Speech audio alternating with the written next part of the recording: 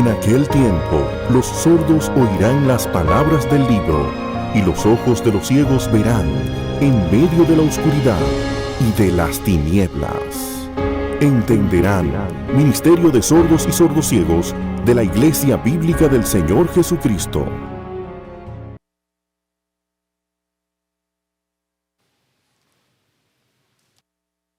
Bien, hermanos, vamos a abrir nuestras Biblias en la primera carta de Pablo a los tesalonicenses. Primera carta de Pablo a los tesalonicenses. Pero antes, de nuevo, vamos a orar. Vamos a suplicar la ayuda de nuestro Dios.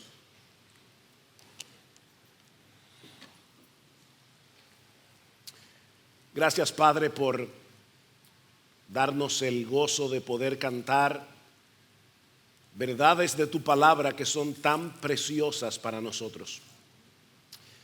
Y ahora, Señor, gracias por darnos la oportunidad de predicar verdades de tu palabra que son preciosas para nosotros. Ayúdanos en nuestra debilidad, danos de tu gracia. Ven, oh Dios, por tu Espíritu y aplica tu palabra en nuestros corazones para que Cristo sea glorificado, porque te lo pedimos en su nombre. Amén y amén. Sir Arthur Conan Doyle, el autor de Sherlock Holmes, escribió una novela acerca de otro personaje menos conocido, llamado el profesor Challenger. Un científico que dice haber descubierto, obviamente, finales del siglo XIX, principios del siglo XX, que fue en el tiempo que vivió Arthur Conan Doyle. Este científico de la novela dice haber descubierto un mundo perdido, poblado por dinosaurios de la era jurásica en Suramérica. Y la trama de la novela gira en torno a la lucha de Challenger para convencer a los escépticos de la comunidad científica que se burlan de su supuesto hallazgo. Lamentablemente, mis hermanos y hermanas, muchos que profesan ser cristianos reaccionan con ese mismo escepticismo cuando hablamos del deber que tienen los cristianos de ser santos en todas nuestras maneras de vivir, como si estuviésemos hablando de un mundo perdido que parece que pertenece a la era jurásica del cristianismo.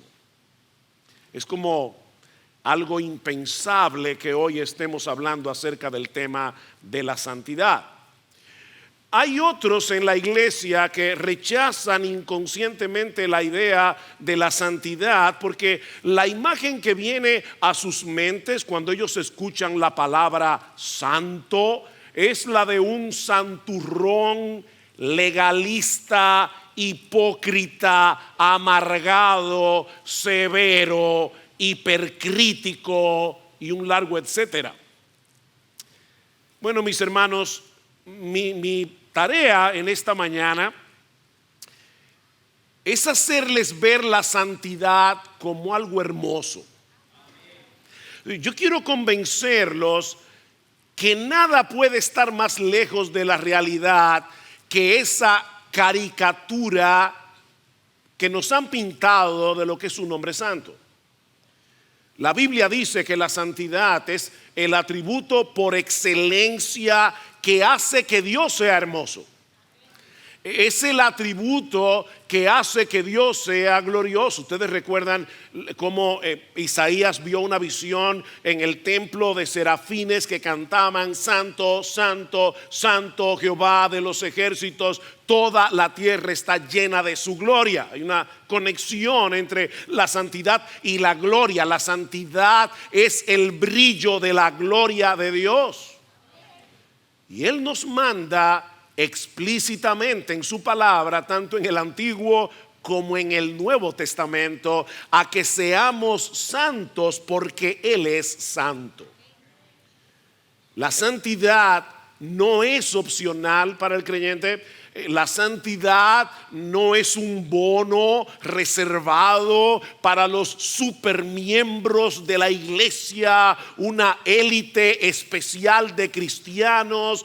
No, mis hermanos, todo creyente es exhortado en la Escritura a perseguir la santidad. Y ese es el telón de fondo del pasaje que vamos a considerar en esta mañana, continuando con nuestra serie expositiva en primera a los tesalonicenses. Vamos a leer los versículos 10 al 12 del capítulo 2. Dice el apóstol Pablo: vosotros sois testigos y también Dios de cuán santa, justa e irreprensiblemente nos comportamos con vosotros los creyentes, así como sabéis de qué manera os exhortábamos, alentábamos e implorábamos a cada uno de vosotros como un padre lo haría con sus propios hijos, para que anduvierais como es digno del Dios que os ha llamado a su reino y a su gloria. Debido a que los enemigos del evangelio estaban atacando a Pablo en la ciudad de Tesalónica, Pablo se vio en la necesidad de defender su integridad, como veíamos el domingo pasado. No porque él estuviera preocupado por su propia reputación, sino por el impacto negativo que esto pudiera tener en esta iglesia recién fundada. Y la defensa de Pablo es que ellos modelaron una vida de santidad, versículo 10, y los exhortaron a la santidad, versículos 11 y 12. Por eso les decía que la santidad es el telón de fondo de este pasaje. Y mis hermanos, si hay algo que no se puede decir de Pablo, es que era un santurrón, amargado, severo e hipercrítico. Él era eso antes de que Dios lo salvara en su camino a Damasco. Eso es una caricatura de la verdadera santidad. Mis hermanos, la santidad en la Escritura no solo está conectada con la pureza moral, sino también con el gozo.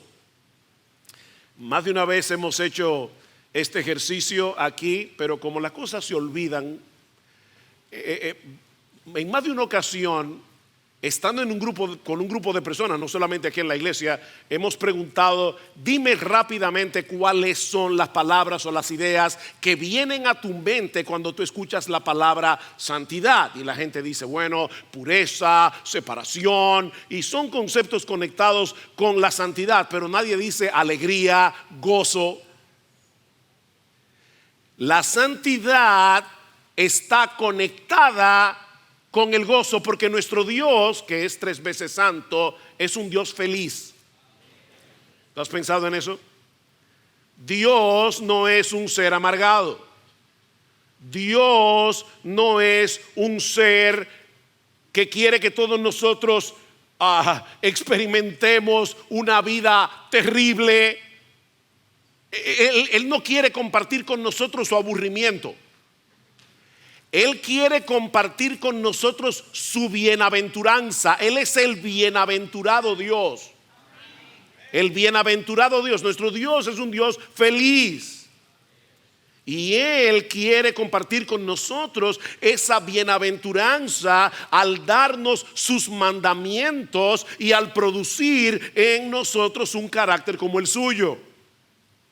Dice el Salmo 19:8 que los mandamientos del Señor son rectos. ¿Y qué producen en nosotros? Alegran el corazón. Los mandamientos del Señor son rectos y por eso mismo alegran el corazón. Y en Juan capítulo 15, versículo 10, hablando con sus discípulos, Cristo les dice: si guardáis mis mandamientos, permaneceréis en mi amor, así como yo he guardado los mandamientos de mi Padre y permanezco en su amor. Y ahora escuchen: estas cosas os he hablado para que mi gozo esté en vosotros y vuestro gozo sea completo. Guarden los mandamientos. Yo les estoy diciendo esto porque quiero que mi gozo esté en vosotros, porque quiero que vuestro gozo sea completo. Mis hermanos, Dios está interesado en nuestro gozo y precisamente por eso está interesado en nuestra santidad. Hay un vínculo inseparable entre la santidad y el gozo. Y es precisamente por eso, mis amados hermanos de Iglesia Bíblica del Señor Jesucristo, que los pastores que verdaderamente aman a la gente que pastorean deben modelar delante de ellos una vida de santidad y deben animarlos y exhortarlos a una vida de santidad. Escribiendo a los Corintios, Pablo les dice en su segunda carta que el propósito de su ministerio, 2 Corintios 1:24, oigan esto, el propósito de su ministerio no era enseñorearse de su fe, sino que colaboramos para vuestro gozo. ¿Cuál es la labor nuestra como pastores? Colaborar con vuestro gozo. Estamos colaborando con tu gozo cuando te exhortamos a la santidad. Estamos colaborando con tu gozo cuando te exhortamos a la obediencia. Estamos colaborando con tu gozo cuando te advertimos que te cuides del pecado. Estamos colaborando con tu gozo. Y es con ese trasfondo en mente que debemos considerar los tres elementos que Pablo menciona en este pasaje con respecto a su ministerio, donde él modeló un pastoreo como si fuera un padre. ¿Lo vieron en el versículo 11? Así como sabéis de qué manera os exhortábamos, alentábamos e implorábamos a cada uno de vosotros como un padre lo haría con sus propios hijos. Bueno, Pablo como un padre les brindó a los tesalonicenses un modelo digno de imitar, un pastoreo digno de ser recibido y una meta digna de ser alcanzada. Así que veamos, esos son los tres puntos de mi sermón en esta mañana. Veamos en primer lugar un modelo digno de ser imitado. Versículo 10 dice Pablo: vosotros sois testigos y también Dios de cuán santa, justa e irreprensiblemente nos comportamos con vosotros o entre vosotros los creyentes. Ante la acusación de sus enemigos, Pablo apela al testimonio de los creyentes en Tesalónica, pero sobre todas las cosas, él apela al testimonio de Dios mismo. Ustedes son testigos y también Dios. Noten en el versículo 4 cómo Pablo apela a Dios. Anteriormente dice, sino que así como hemos sido aprobados por Dios para que se nos confiara el evangelio, así hablamos, no como agradando a los hombres, sino a Dios que examina nuestro corazón. A final de cuentas, es el testimonio de Dios el que importa, pero Pablo le dice a ellos: nosotros nos comportamos, Pablo, Silas, Timoteo, nos comportamos como hombres de integridad mientras estuvimos en Tesalónica, y ustedes mismos pueden testificar a favor nuestro. Ahora, mis hermanos, obviamente Pablo no está diciendo aquí que ellos habían alcanzado la perfección. Pablo no está diciendo, ya nosotros llegamos a un nivel en nuestra vida cristiana que ya no pecamos. Obviamente no. En Romanos capítulo 7, versículo 14 al 25, Pablo describe sus propias luchas internas con el pecado que todavía mora en él. Pablo no pretendía ser un hombre impecable. Y Juan escribe en su primera carta que si decimos que no tenemos pecado, nos engañamos a nosotros mismos y la verdad no está en nosotros. Una persona que piensa que no tiene pecado se está engañando a sí mismo y está poniendo a un lado la verdad de Dios revelada en su palabra, porque Dios dice claramente que aún en el cristiano el pecado todavía está en él. De hecho, con el cristiano pasa algo curioso, y es que mientras más avanza en el camino de la santidad, más cuenta se da de lo lejos que está. Mientras más maduro es un creyente, más apercibido está de sus propios pecados. Así que lo que Pablo está diciendo aquí es que ellos no podían ser acusados de tener una doble vida. Eso es lo que Pablo está queriendo decir. Nosotros no podemos ser verazmente acusados de tener una doble vida o una conducta que fuera incompatible con la de un embajador de Jesucristo. Los creyentes en Tesalónica podían testificar que Pablo, Silas, Timoteo se habían comportado de una manera santa, justa e irreprensible en medio de ellos. Y aunque estos tres adverbios son prácticamente sinónimos, hay una pequeña y sutil diferencia entre ellos. La santidad es el comportamiento de aquellos que viven conscientes de la presencia de Dios. Nosotros siempre estamos en la presencia de Dios, pero no siempre estamos conscientes de eso. Es aquel hombre, aquella mujer que vive con el anhelo de obedecer a Dios, movido por la gratitud y la reverencia hacia Él. Eso es una persona santa. No es una persona que sigue un conjunto de reglas, es una persona que quiere agradar a Dios, es una persona que por la gratitud desea agradar a Dios, obedecer a Dios. Ahora, mis hermanos, obviamente nadie puede vivir una vida santa a menos que no haya sido primero rescatado de su pecado. La conversión es un requisito indispensable. En la regeneración Dios nos liberta de la esclavitud del pecado para que podamos andar en santidad, en dependencia del Espíritu Santo. De manera que no se puede ser santo sin estar verdaderamente convertido. Pero también debemos decir que no se puede estar verdaderamente convertido y no tomar en serio la santidad. El creyente, el verdadero creyente, tiene una lucha, tiene una guerra contra el pecado que todavía mora en él. Y cuando un creyente peca, él no toma su pecado a la ligera. Él se duele de su pecado, él confiesa su pecado, él se arrepiente de su pecado. La vida del cristiano es una vida de arrepentimiento y fe. Eso no es en un momento, en el momento de la conversión. No, mis hermanos, es a lo largo de toda nuestra vida. Es una vida de arrepentimiento, es una vida de fe. Pablo, Silas y Timoteo habían modelado en Tesalónica el poder que tiene el evangelio para transformar nuestra conducta y nuestras motivaciones.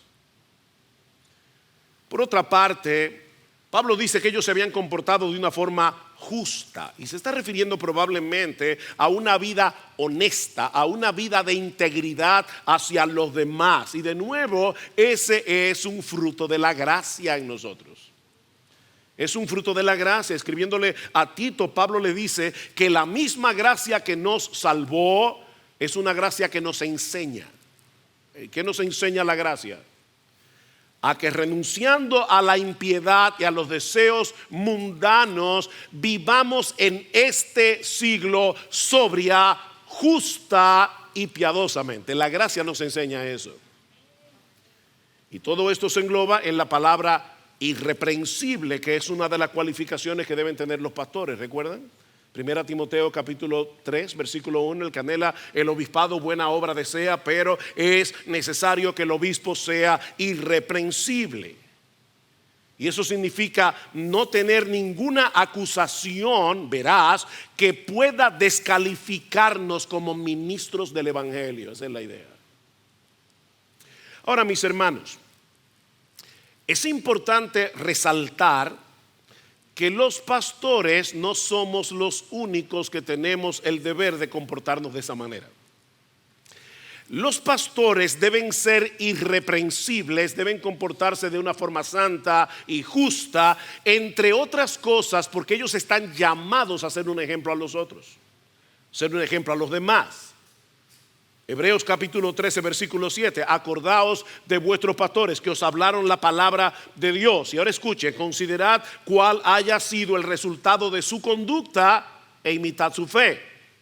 Imiten a sus pastores que os hablaron la palabra de Dios. Y eso fue lo que sucedió en Tesalónica. ¿Recuerdan el capítulo 1 versículo 6? Vosotros vinisteis a ser imitadores de nosotros y del Señor. Recuerden que la esencia del discipulado es la imitación. Los pastores debemos enseñar la palabra, pero si queremos tener un ministerio eficaz en medio de la iglesia, tenemos que modelar la palabra que enseñamos. Es un enseñar con palabras y es un enseñar con el ejemplo. Eso quiere decir, mi amado hermano, mi amada hermana, que aunque tú no seas pastor, El deber que tienen los miembros de la iglesia es el de imitar a sus pastores en todo aquello que nos ayude a ser cada vez más parecidos a Jesús. No cada vez más parecido a sus pastores. Nosotros no queremos clones en la iglesia. Nosotros queremos personas que se parezcan más a Cristo. ¿Qué dice Pablo en 1 Corintios 11? Sed imitadores de mí, así como yo lo soy de Cristo. Pero no solo vemos aquí un modelo que debe ser imitado, sino también un pastoreo que debe ser recibido. Versículo 11. Así como sabéis, dice Pablo, de qué manera os exhortábamos, alentábamos e implorábamos a cada uno de vosotros como un padre lo haría con sus propios hijos. Como vimos la semana pasada, en los versículos 7 y 8, Pablo compara su ministerio pastoral con una nodriza, una figura femenina. Una nodriza que cría, que cuida, que amamanta con ternura a sus propios hijos. Pero ahora Pablo complementa esta figura al comparar el ministerio pastoral con un padre que ejerce autoridad, su autoridad paterna para tratar con cada uno de sus hijos conforme a la necesidad de cada uno de sus hijos. Pablo presupone que los padres van a hacer eso. Y aclaro, él no se está refiriendo a los padres en forma genérica, es decir, para incluir a los padres y a las madres. No, él está hablando aquí a los varones masculinos que tienen hijos, los padres, específicamente. Hermanos varones masculinos. Es nuestro deber como padres tratar con cada uno de nuestros hijos y exhortarles en amor y con autoridad a que vivan como es digno de Dios. ¿Qué dice Pablo en Efesios capítulo 6, versículo 4? Y vosotros padres, y la palabra que usa allí, pater, no significa progenitores. Otra vez Pablo se refiere a los hombres que tienen hijos. Y vosotros padres, no provoquéis a ira a vuestros hijos, sino criadlos en la disciplina y amonestación del Señor. Este es un deber, padres, que Dios coloca no únicamente, pero sí primariamente sobre nuestros hombros, sobre los hombros del Padre. Debemos predicar el evangelio a nuestros hijos, debemos instruirlos en el temor del Señor por medio de su palabra, a la vez que modelamos delante de ellos el estilo de vida que produce el evangelio. Ese es el deber de los padres. Y lo mismo debemos hacer los pastores con cada hermano de la iglesia. La frase cada uno de vosotros en el versículo 11 es enfática. Cada uno. No era un trabajo masificado, era un trabajo personalizado. Hablándole a los pastores de Éfeso, Pablo les recuerda en Hechos 20:20 que él solía enseñar públicamente y por las casas. ¿Ven? Era un trabajo que se llevaba a cabo en dos esferas diferentes. El ministerio de Pablo era grupal y era individual al mismo tiempo. Y noten que él no les daba la misma medicina a todo el mundo. También el tratamiento era personalizado. Pablo dice, así como sabéis de qué manera exhortábamos, alentábamos e implorábamos, dependiendo del caso, a cada uno de vosotros, como un padre lo haría con sus hijos. Así como un papá tiene que tratar con cada uno de sus hijos conforme a la necesidad de cada uno, así deben hacerlo los pastores. Estos verbos que usa Pablo aquí, exhortar, alentar, implorar, describe un pastoreo que provee muchas cosas. Muchas cosas, es multifacético. El pastoreo provee consuelo, instrucción, aliento, exhortación, amonestación, consejo. todo lo que fuera necesario para ayudar a los creyentes a seguir avanzando hacia la meta del versículo 12. Andar como es digno de Dios. Y de esa forma los pastores, no lo olviden, colaboramos con vuestro gozo. Yo quiero insistir en eso, hermanos. Colaboramos con vuestro gozo. La santidad no es una camisa de fuerza. Esa es una mentira del diablo. Mis hermanos, el diablo no quiere nuestra felicidad cuando nos tienta. No es que está diciendo, pobres cristianos, Dios los tiene allí viviendo en un santo aburrimiento. Déjenme darles un poco de diversión. El diablo no quiere tu felicidad, mi hermano. El diablo quiere destruirte. Él busca tu destrucción. Y los pastores estamos ahí para darte una exhortación a tiempo y así poder preservar tu salud espiritual y poder preservar tu gozo. De hecho, es interesante que en esta misma carta, en el capítulo 4, Pablo les dice: por lo demás, hermanos, os rogamos y os exhortamos en el Señor Jesús que, como habéis recibido de nosotros instrucciones acerca de la manera en que debéis andar y agradar a Dios, como de hecho ya andáis, así abundéis en ello más y más. Pues sabéis que preceptos, no opciones, no sugerencias, mandatos, os dimos por autoridad del Señor Jesús. ¿Por qué? Porque esta es la voluntad de Dios, vuestra santificación. Hay creyentes que están todo el tiempo preguntándose: ¿cuál será la voluntad de Dios para mí? Bueno, déjame decirte claramente, la voluntad de Dios es que tú seas santo. Sin embargo, al final de la carta, Pablo dice en 1 Tesalonicenses 5:16, estad siempre, ¿qué? Gozosos. Entonces aquí hay una exhortación a vivir en santidad y al final una exhortación a estar siempre gozoso. ¿Cómo nosotros podemos estar siempre gozosos? Obviamente viviendo en santidad. ¿Ven? Las dos cosas están conectadas.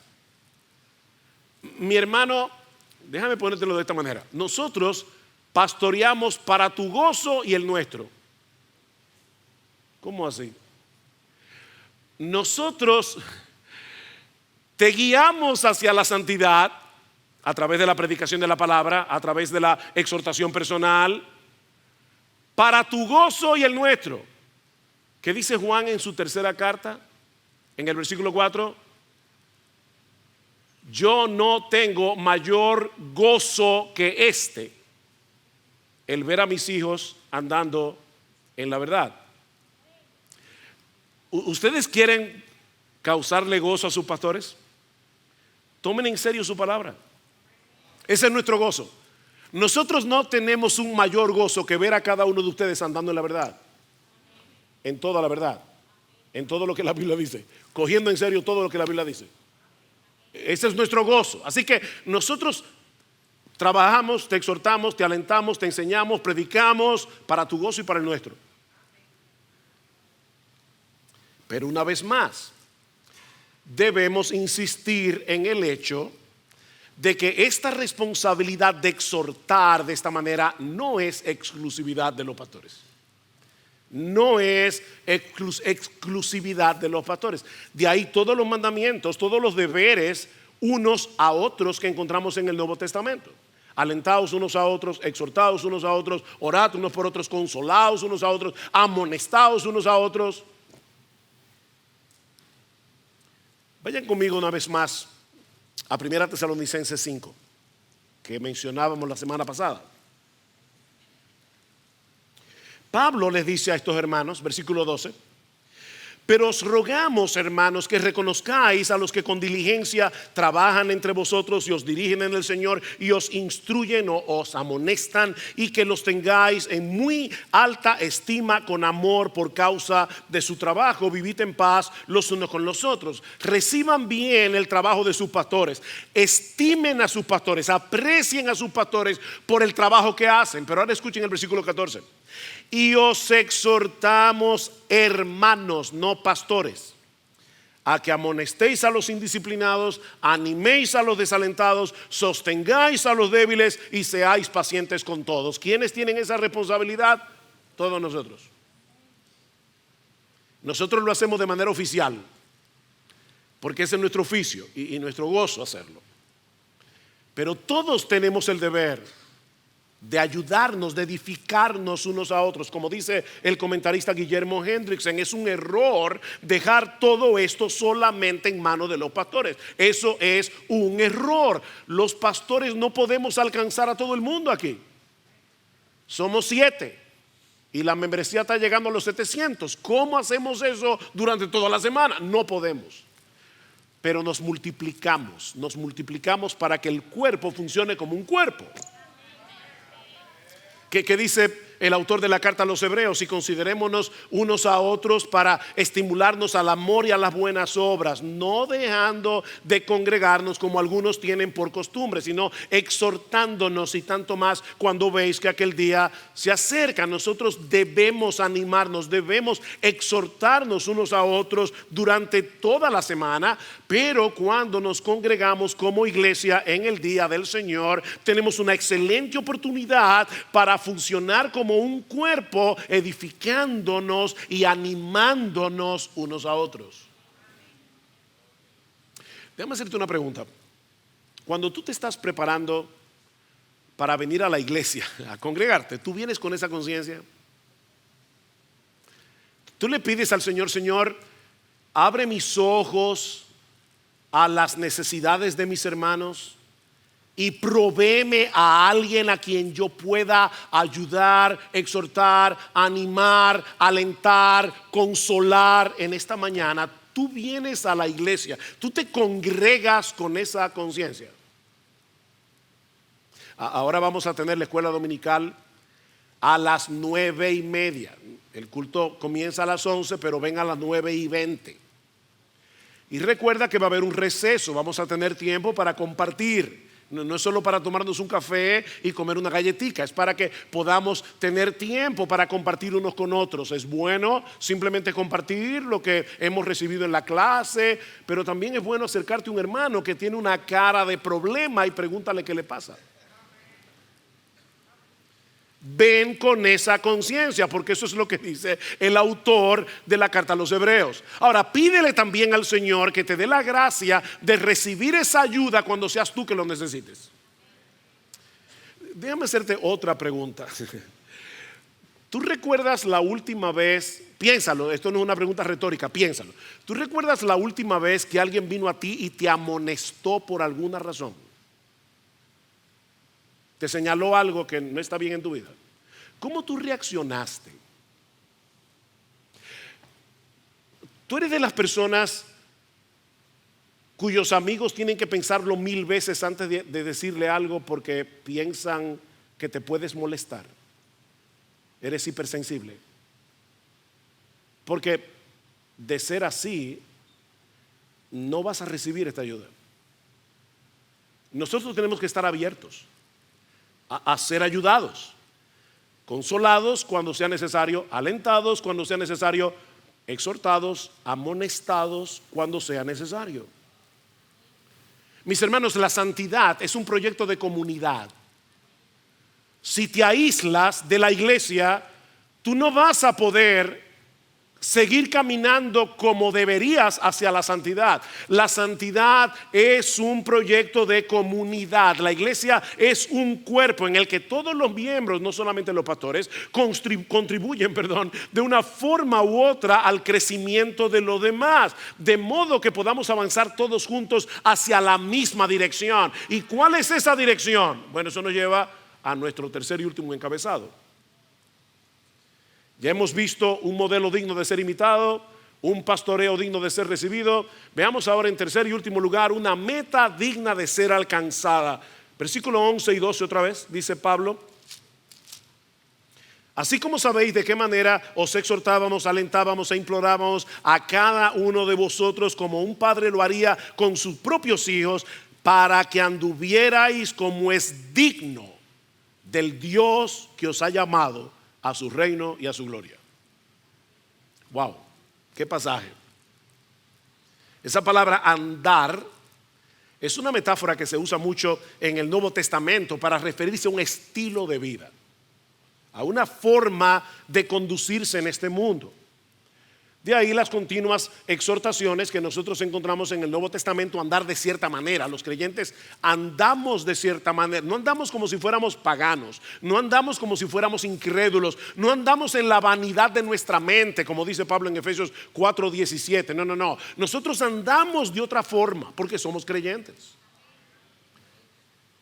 La Biblia dice que los creyentes deben andar conforme al Espíritu, Romanos 8:4.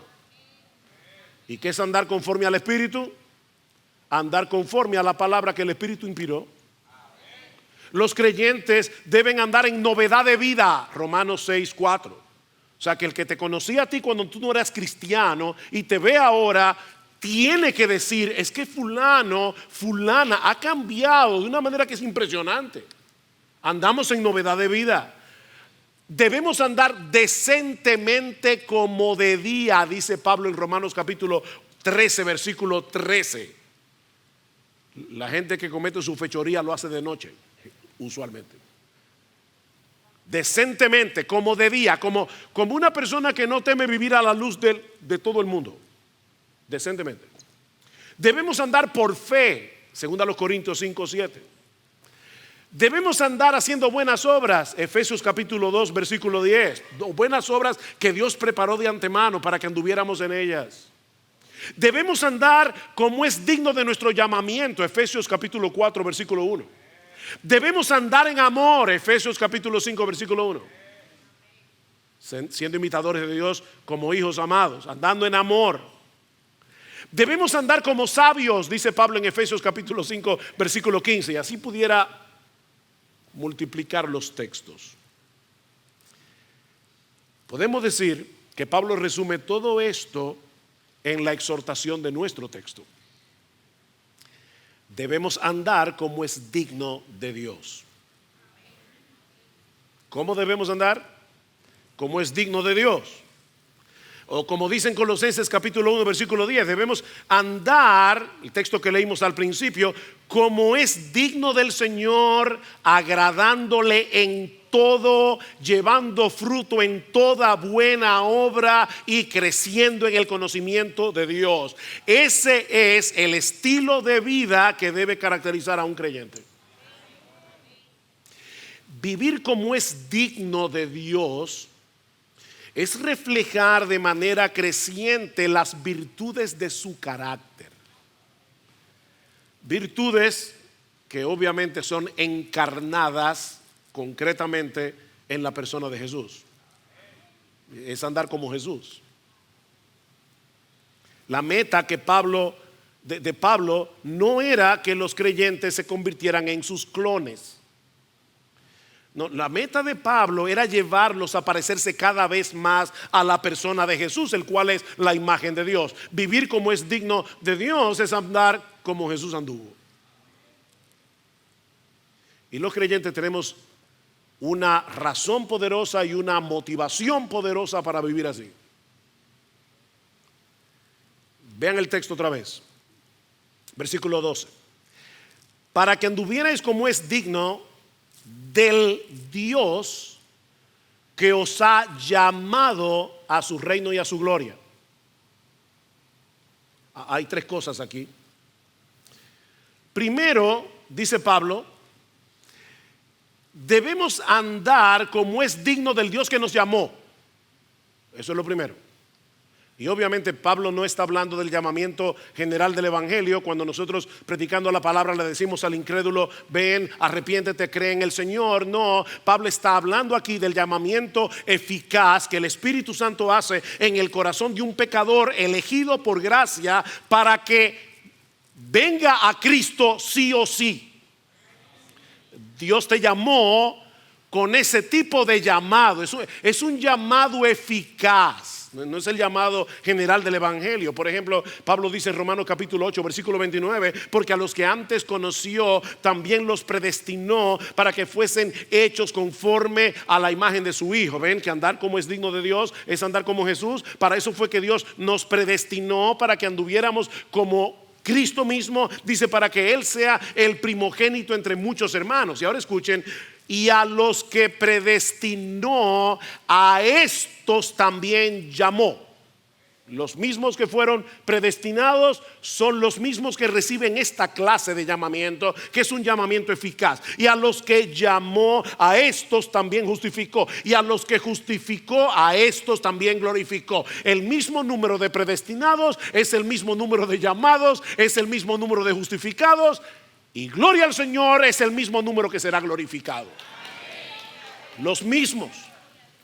Mi hermano amado, Dios te llamó por el poder de su Espíritu para que vinieras a Cristo en arrepentimiento y fe, y de ese modo tú pudieras llegar a ser partícipe de su reino y de su gloria. Dios te llamó. Entonces Pablo está diciendo, óyeme, vive como es digno de ese llamamiento.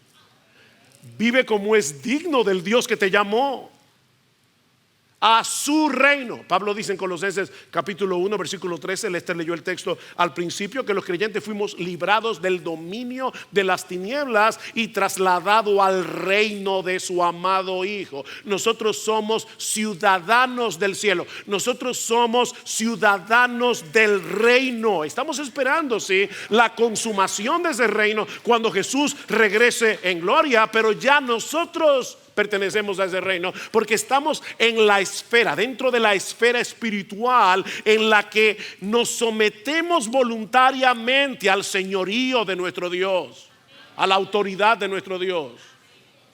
Ese es el reino de Dios, del que Pablo está hablando aquí, porque obviamente Dios es rey aún de los impíos. Dios es rey, pero ellos no se someten voluntariamente a su autoridad, no se someten con gozo a su autoridad. Entonces cuando Pablo habla del reino de Dios, es esa esfera de hombres y mujeres que se someten voluntariamente y que desean agradar a Dios andando en obediencia.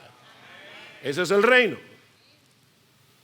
Y lo que Pablo está diciendo en nuestro texto es que los creyentes debemos vivir como es digno de ese Dios que nos llamó a formar parte de ese reino donde su voluntad es acatada con gozo y en el cual viviremos sin pecado por los siglos de los siglos cuando Cristo regrese en gloria. Miren, mis hermanos, a nosotros nos espera un destino maravilloso, hermoso, sorprendente, extraordinario. Vive como alguien que va hacia ese reino, hacia la consumación. Ya tú eres ciudadano del reino, pero vive como alguien que va camino hacia la consumación de ese reino. Dice un comentarista que esto significa vivir en este mundo según las directrices, los valores, las prioridades y la gloria de nuestro destino final. Eso es lo que significa. Tú te das cuenta que la ética del cristiano no consiste en seguir mecánicamente un conjunto de reglas. Esa no es la ética. La ética del creyente es vivir conforme a una identidad.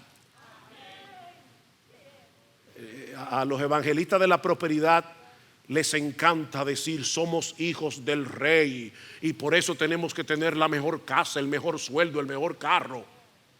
No, somos hijos del rey y por eso debemos tener su carácter. Ser santo porque Él es santo. Porque nuestro gozo no está en tener un mejor sueldo, nuestro gozo no está en tener una mejor casa, nuestro gozo no está en tener una mejor salud, nuestro gozo está en ser como Dios. Porque Él es un Dios feliz. Me encanta un libro que estoy leyendo sobre la Trinidad y el autor dice constantemente la tierra feliz de la Trinidad. Dios es feliz y Él quiere compartir eso con nosotros. Así que es vivir conforme a una nueva identidad. Somos hijos de nuestro Padre que está en los cielos, que nos compró con la sangre de Cristo, que nos llamó con un llamamiento irresistible por el poder del Espíritu Santo, para que seamos partícipes de su reino y de su gloria. La vida cristiana práctica consiste en vivir a la luz de esa nueva identidad. Vive como es digno de Dios en tu familia. ¿Cómo será una familia donde el padre, la madre viven como es digno de Dios? ¿Cómo será eso? Vive como es digno de Dios en tu trabajo. ¿Cómo tú crees que trabaja una persona que va al trabajo con la conciencia de yo debo trabajar como es digno de Dios? Va a ser responsable, no se va a poner a ver Facebook en el tiempo que debe estar haciendo otra cosa, porque él trabaja como es digno de Dios. ¿Cómo será el miembro de una iglesia que practica y vive su membresía como es digno de Dios? ¿A qué hora llegará a los cultos? ¿Participará de las cosas de la iglesia? ¿Se involucrará? ¿Pondrá sus dones en operación? ¿Cómo será ese miembro? Como es digno de Dios. Recuerda, mi hermano, en todo momento, en medio de tus aflicciones, que las aflicciones del tiempo presente no son comparables con la gloria venidera que en nosotros ha de manifestarse. Nosotros tenemos una identidad y un destino, y ese destino es sencillamente glorioso. Bueno, vive de tal manera que refleje esa realidad, tu identidad y tu destino. Me encantó una cita de Piper que Gloria compartió esta mañana en el chat de la familia. Decía: saber que Dios te escogió, te llamó y te dio la fe, y saber que nunca te dejará, que te preservará y te presentará irreprochable ante su gloriosa presencia con gran alegría, trae a tu vida un gozo sin límites, una fuerza invencible y un valor sin medida. Saber eso. Y seguramente Piper estaba pensando en estos dos textos bíblicos que ahora quiero dejar en tu mente antes de concluir. Primera Tesalonicenses 5:22 dice: absteneos de toda forma de mal. ¿Quién es que él debe abstenerse de toda forma de mal? Tú y yo. Esa es nuestra responsabilidad. Pero no estamos solos en esto. ¿Qué sigue diciendo Pablo? Y que el mismo Dios de paz os santifique por completo, y que todo vuestro ser, espíritu, alma y cuerpo sea preservado, irreprensible para la venida de nuestro Señor Jesucristo. Fiel es el que os llama, el cual también lo hará. Aquí tenemos las dos cosas. ¿Cuál es mi deber? Abstenerme de toda especie de mal. ¿Qué va a hacer Dios? Dios me va a preservar si yo soy un verdadero creyente. ¿Y qué termina diciendo Judas en su carta? Y aquel que es poderoso para guardaros sin caída y presentaros sin mancha delante de su gloria con gran alegría, al único y sabio Dios, sea gloria y majestad, imperio y potencia, ahora y por todos los siglos. Amén. Con gran alegría estaremos en la presencia de ese Dios feliz en la tierra gozosa de la Trinidad. Y ahora que vamos a participar de la cena del Señor, mi hermano, aproveche este momento para darle gracias a Dios de todo corazón por lo que Él ha hecho a tu favor en Cristo. Si tú fuiste llamado a su reino y a su gloria, es porque Dios te escogió desde antes de la fundación del mundo. Es porque Cristo derramó su sangre para que tú pudieras ser redimido, para que tú pudieras ser librado de la esclavitud del pecado. Es porque el Espíritu Santo fue enviado desde el cielo a cambiar tu corazón, a darte vida cuando estabas muerto en tus delitos y pecados, y a traer un llamado irresistible del Evangelio para que tú vinieras a Cristo en arrepentimiento y fe. Dale gracias a Dios. Dale gracias a Dios. Pídele ahora en oración que te ayude a vivir a la altura de lo que somos en Él, conforme a esa nueva identidad, dependiendo en todo de su Santo Espíritu. Y ampárate en su gracia perdonadora, que siempre está disponible para todo aquel que cree. ¿Has sido convicto de pecado en esta mañana? Ampárate en esa gracia perdonadora de Dios, porque si confesamos nuestros pecados, Él es fiel y justo para perdonar nuestros pecados y para limpiarnos de toda maldad. Aprovecha este tiempo en tu íntima y dulce comunión con Dios. Vamos a hablar. Gracias, Señor, muchas gracias por darnos tu palabra en esta mañana. Pero sobre todas las cosas, gracias por esta gran salvación que tenemos en Cristo. Por favor, Señor, ayúdanos a vivir a la altura de nuestra nueva identidad. Ayúdanos a vivir con la esperanza de nuestro glorioso destino final, cuando estemos en tu presencia ya sin pecado por los siglos de los siglos. Alabado seas en Cristo. Amén.